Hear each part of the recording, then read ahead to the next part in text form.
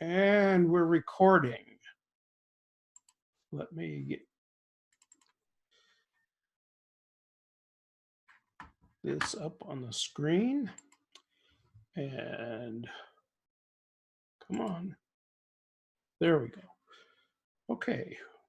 We are off and running. This is spring 2020. The course, as it says here, is persuasion.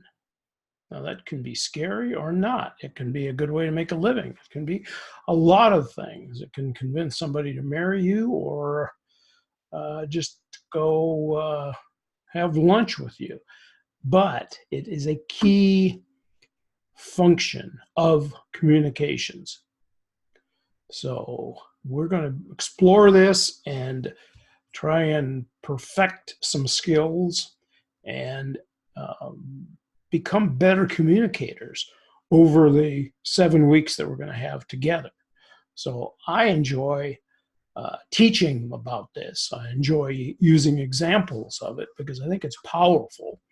And we are in an interesting dynamic era of persuasion and many different media types and applications, as you can see from this graphic below, that there are all kinds of things going on and hitting us day by day, so that we are not in a crowd that's being convinced anymore. At least a lot of us aren't. And we'll talk more about all the social dimensions of that.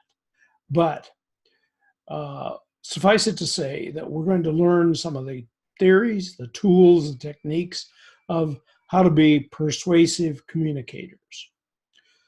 In this week's online video lecture and introduction to the course, I want to talk about these things.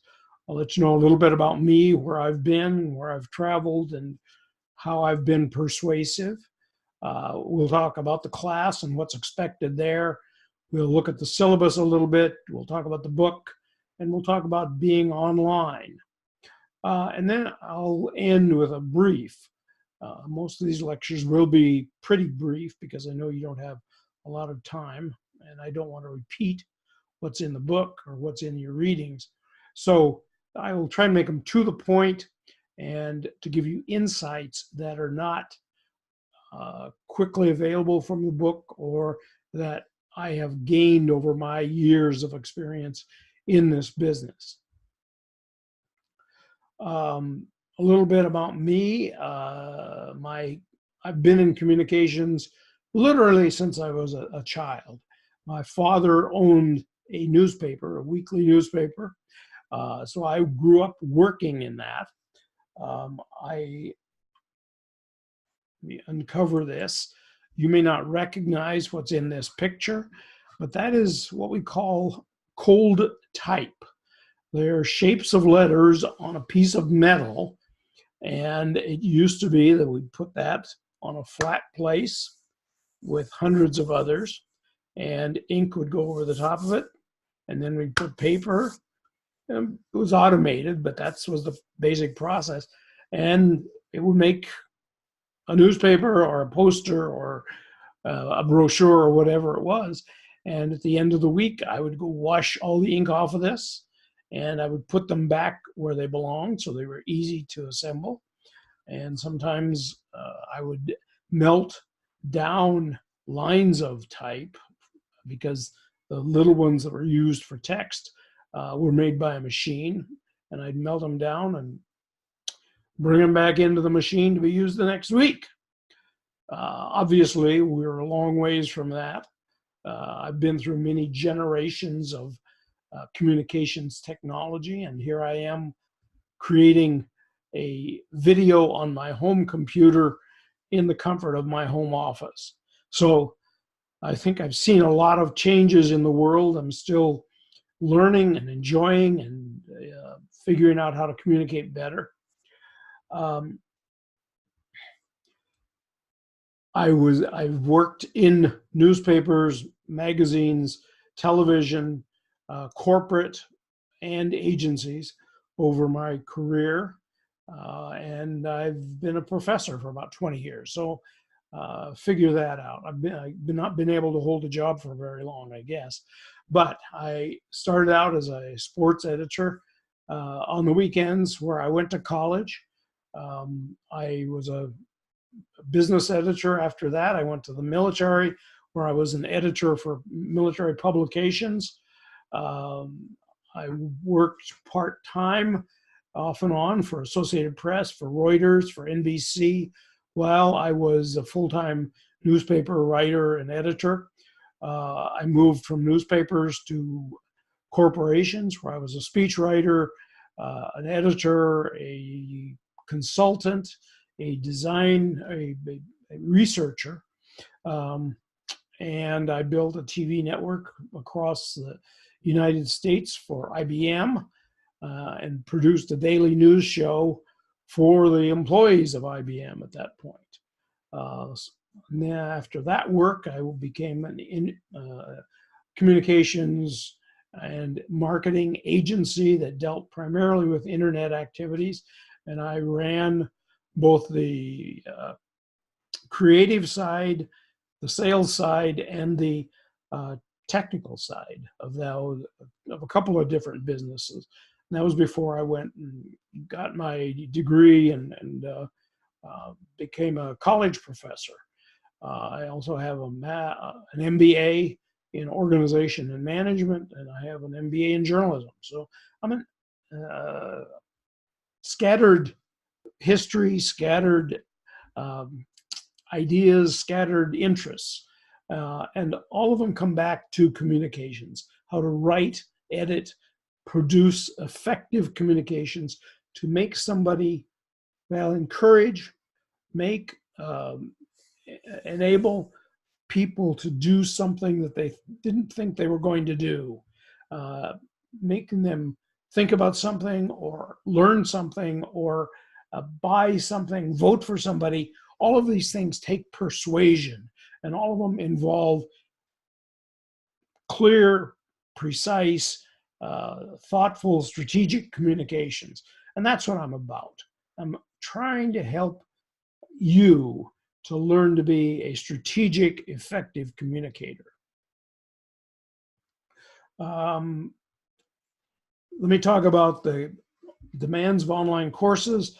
As undergraduates, you may not have taken many of these. They are challenging because you don't meet every week, and I'm not staring down at you saying, where's your homework?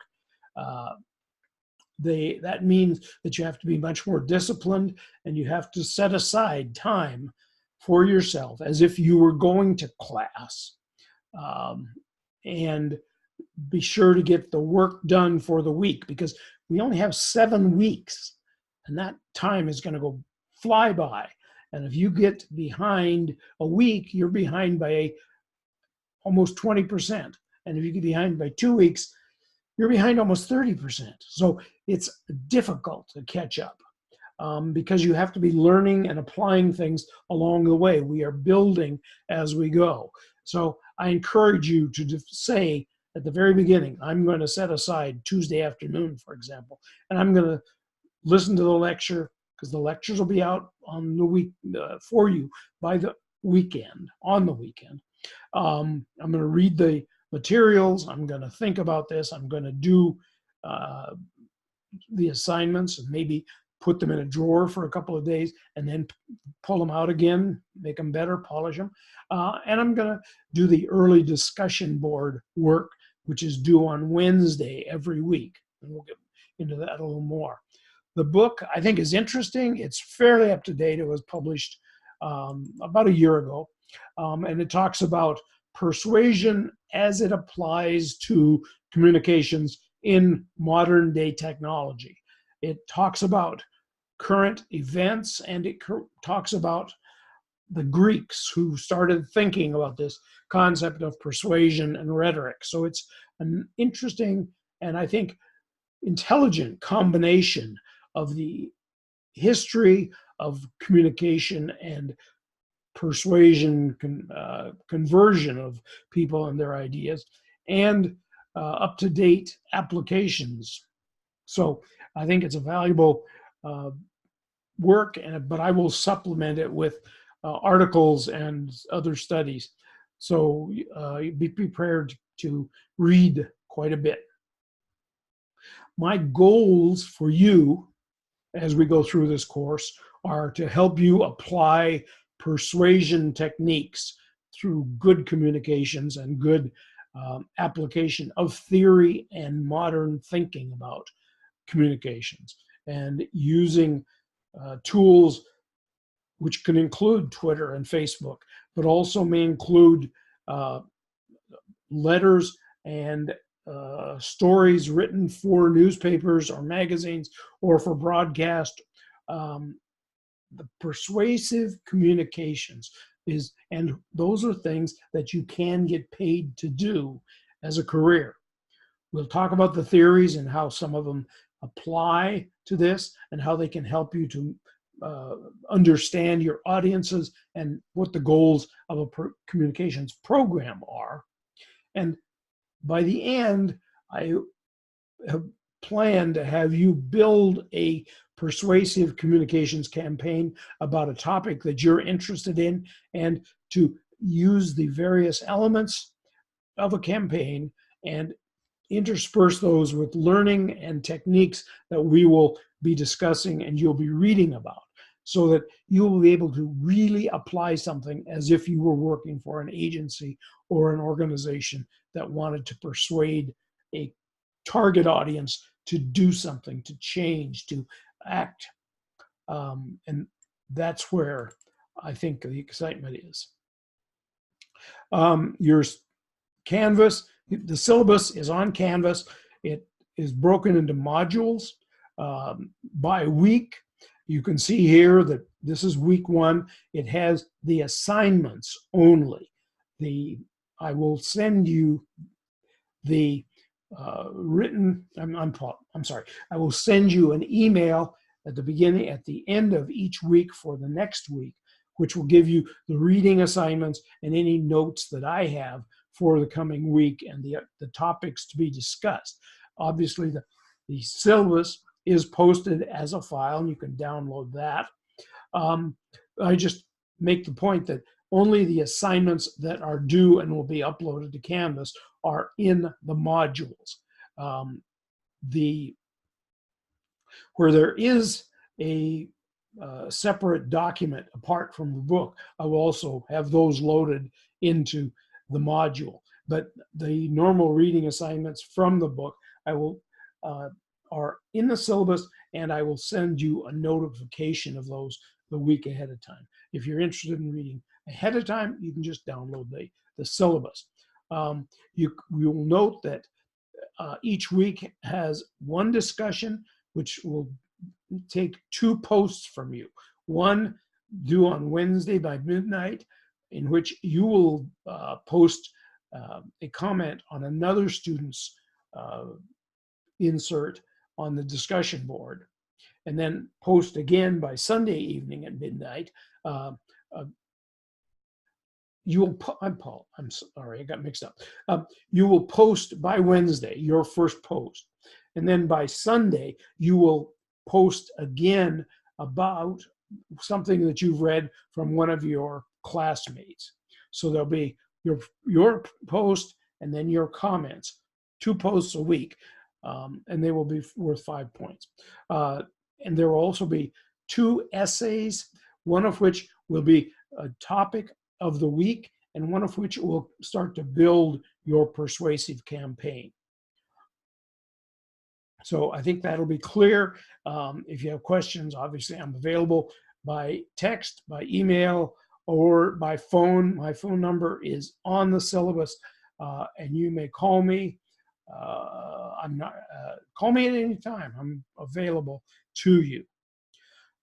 Let's talk about how various people define persuasion. It's a systemic approach. It means it goes from one end to the other, and there's a coherent way of looking at things. And a guy named Kenneth Burke, a professor, was very instrumental in creating the modern definitions and applications of persuasion in mass communications. He says it's a focus on the strategies, effects or outcomes, and symbols. What do we use to communicate? It can be graphics, it can be words. Words are simple symbols of things. And it is done in a systematic way that we can lead people from a position of no knowledge to a position of convincing. They will become persuaded. And Burke was very interested in the use of symbols like, for example, the Apple logo, which has a bite taken out of it. That means it's accommodating, it's available, it's simple and easy to use. He likes to think about how symbols can induce people to act. In that case, in the case of Apple, to buy a product or to use a product like iTunes because it's available. Persuasion can be also be defined as the co-production. In other words, two people learning to come together and agree on the meaning of something. When people use language or other symbols to make an audience, your target audience, the people that you are trying to convince, identify with the individuals who are doing the persuading. So this graphic, I think, tells the story pretty well. This at the top is what's called a persuader. You and me, we are trying to persuade someone to buy a car, or to vote for our candidate, or to agree with our terms on something, agree to our definition of something.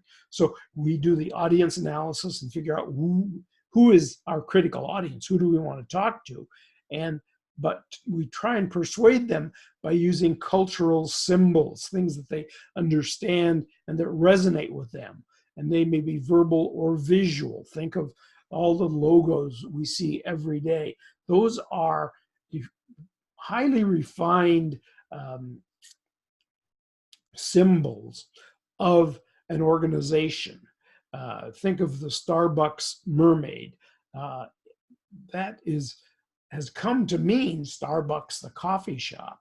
And it was originally generated because one of the founders of Starbucks was a big fan of the book Moby Dick. And on the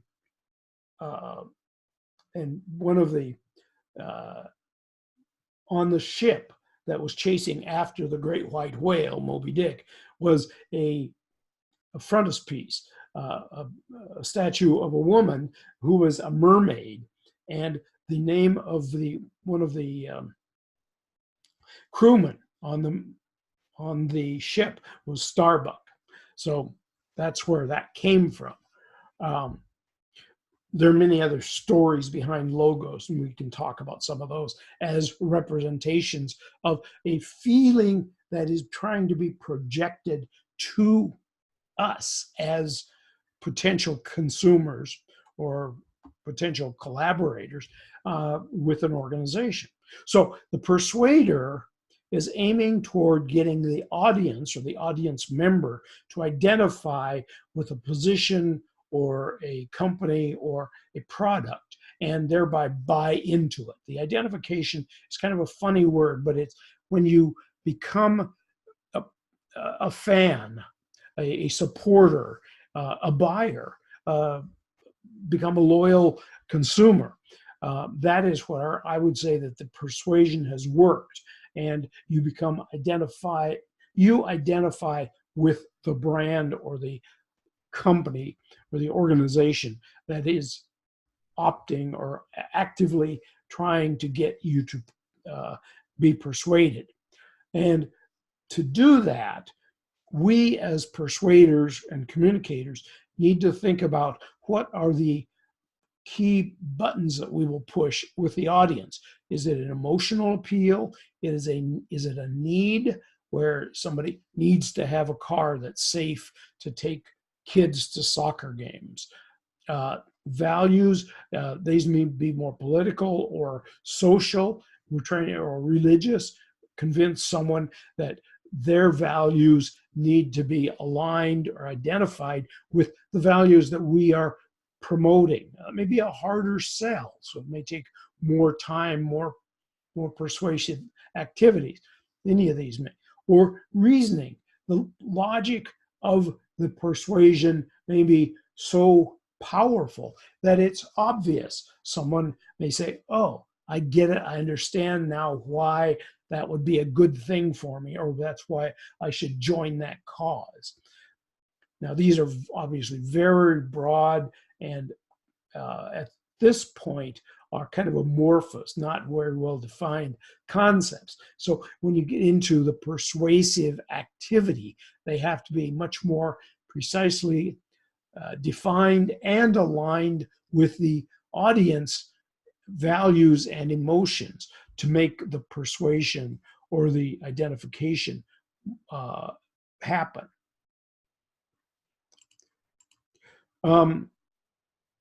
Generally, let's talk a little bit about theories in general. Theories help us to understand something that we see, or help us to understand why people are responding the way they do, what are the different elements based on different kinds of theories, and how can we, on the other side, turn those theories to say, if we want to convince someone, what kind of a theory is going to be most effective, do we think? In our world of communications, there are many, many phenomena to examine, and they seem to be popping up with some regularity. The flood of information that comes from YouTube is astonishing. The fact that people will make opinions based on a tweet on up to 280 characters is remarkable. So those are phenomena that we are facing now as communicators in how to use those technologies to become persuasive.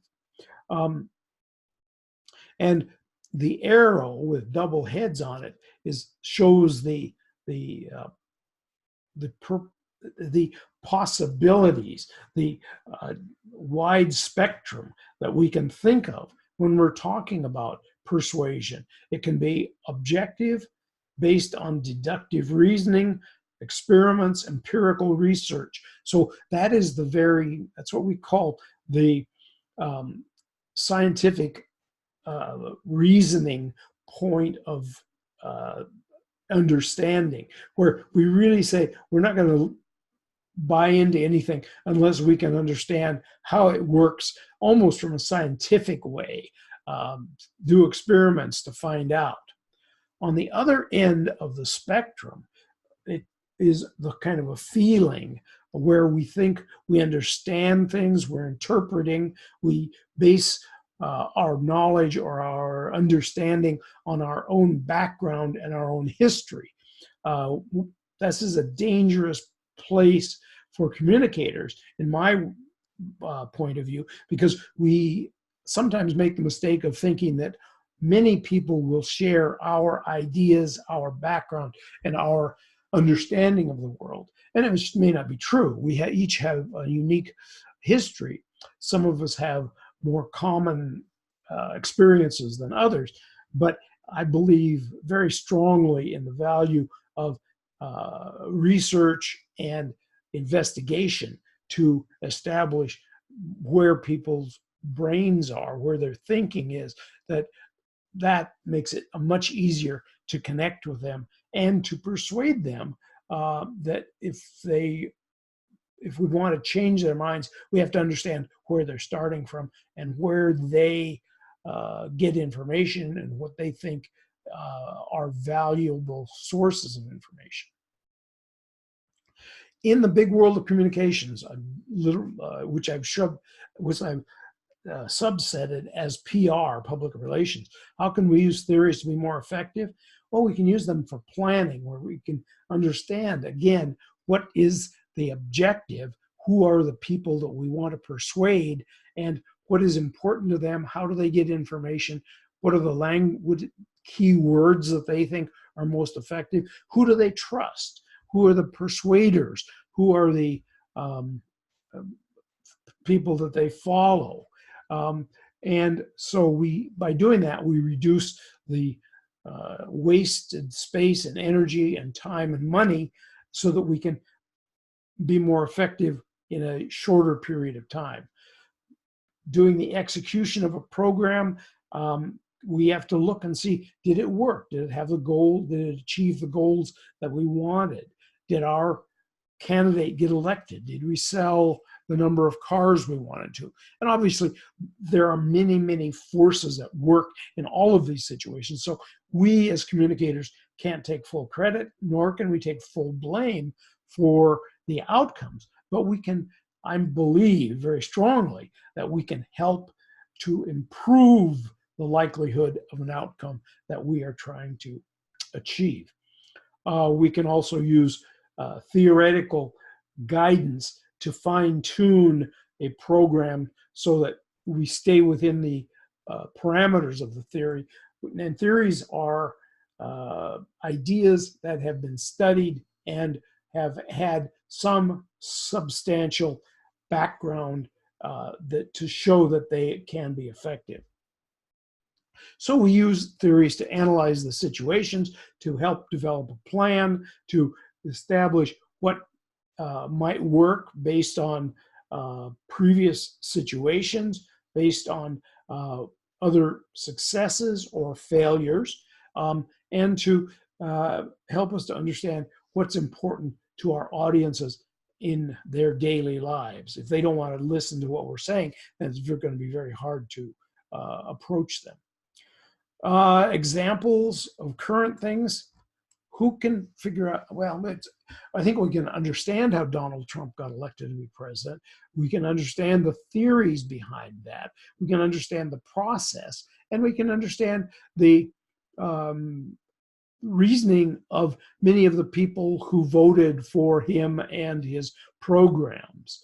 Some of the ideas have to do with social media and the pervasiveness of it, and his skill in using Twitter in particular, but other elements of social media. Why do some videos go viral, and how do we determine what viral means? What's the definition of that? So what we do is to create a theory. Sometimes we look at something that's very unusual or is an unexpected outcome, and we say, what theory can explain that? And if we can't find a theory that seems to work, we may have to develop a new theory. And we can also use theories to define why programs or campaigns didn't work. You may remember that a couple of years ago, Dove created a Real Women campaign based on the idea that not all women who appear in ads need to be slim, photogenic, 6 feet tall. And it didn't work nearly as well as Dove thought it might, because it turns out that people don't like looking at women who are not a representative of their idealized view. And it was also seen as just inappropriate what Dove did. You can look it up and see it on YouTube if you're interested. So it did not work. Dove went back and revamped it to make it more accessible and to make it more supportive of women in general. What we do to develop a theory or a hunch, we can do things like say, how do people figure out what they should be talking about? There's a theory called agenda setting, which says that the media, by choosing different topics to promote and to explain and to write about, sets an agenda for what people will be talking about. Now, this theory is about 40 years old. My belief is that it has outlived its usefulness, although I still see it being promoted around various places. But with the, excuse me, with the number of media outlets we have today and the pervasiveness of them and the personal nature of them, I think that agenda setting theory has outlived its usefulness or certainly needs to be revamped. Cultivation theory says that people will be may build on their own biases, their own beliefs, their own understanding, their own experience, their own education, and create a bigger phenomenon of knowledge based on their own prism that they look through. So cultivation theory, I think, is very alive and well. It makes sense. And it's one of those that we will talk about a little more and read about as we go through the semester. And I put this in toward the end of this lecture to say there are things that we just have not been able to figure out exactly yet. The Bachelor, I don't think I've ever watched a full episode of it, but it's been on for 20 years.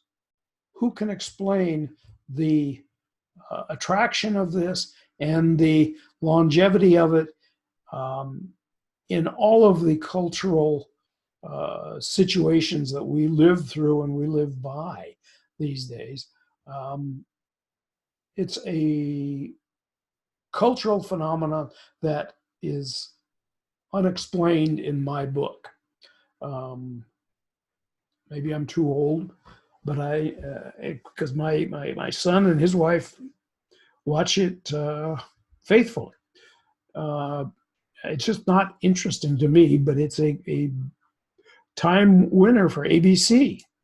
It comes out, there's 2 seasons a year for it. But it's part of an unexplained phenomenon, which may deserve a new communications theory. Who knows? That's the end of the lecture. Like I say, it's interesting, it's challenging, it's exciting. We're going to have some fun and some interesting discussions. As I said, for the week coming up, which begins on a Monday and ends on a Sunday at midnight, you have 2 discussion postings to do. You have 2 essays, and there are readings in the textbook. Let me know if you're having problems with anything, and I will be on next week for another lecture and some more insights, and with some knowledge of how you've been doing from your discussions and from your early postings on the essays. So, looking forward to a great semester. Looking forward to working with you, learning with you, and having a valuable intellectual experience.